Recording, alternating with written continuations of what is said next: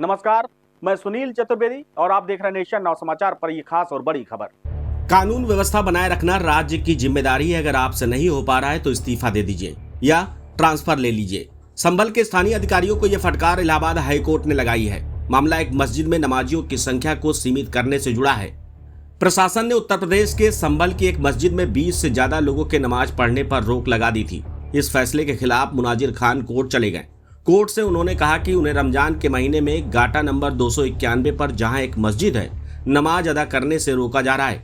अपनी रिट याचिका में मुनाजिर ने यह भी आरोप लगाया कि अधिकारियों ने मस्जिद परिसर में नमाज अदा करने के लिए केवल 20 लोगों को ही इजाजत दी थी, जबकि रमजान के दौरान यहां ज्यादा संख्या में नमाजियों के इकट्ठा होने की उम्मीद होती है। राज्य सरकार के वकील ने भी इस फैसले का बचाव किया और कोर्ट से कहा कि कानून व्यवस्था की स्थिति के कारण मस्जिद में नमाजियों की संख्या को सीमित करने का आदेश पारित किया गया है।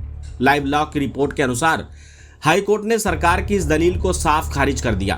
27 फरवरी को अपने आदेश में इलाहाबाद हाईकोर्ट के जस्टिस अतुल श्रीधरन और जस्टिस सिद्धार्थ नंदन की पीठ ने कहा कि अगर पुलिस अधीक्षक और जिला कलेक्टर को डीएम को कानून व्यवस्था की समस्या की आशंका है और इसलिए वे नमाजियों की संख्या को सीमित करना चाहते हैं तो उन्हें या तो इस्तीफा दे देना चाहिए या अपना ट्रांसफर मांग लेना चाहिए।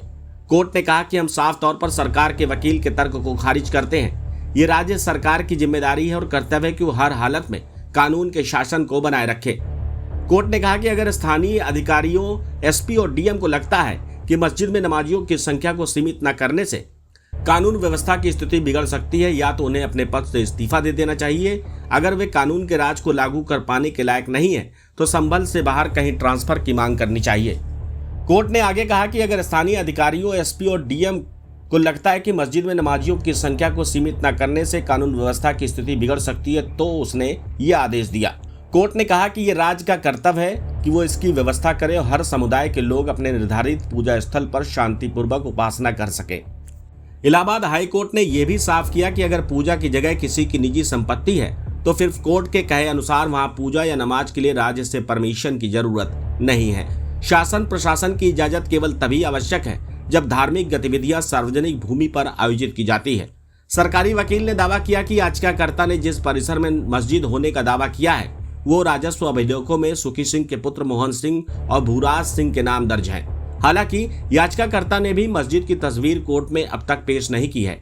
उन्होंने स्थल से जुड़ी तस्वीरें राजस्व दस्तावेज रिकॉर्ड पर रखने के लिए समय मांगा है।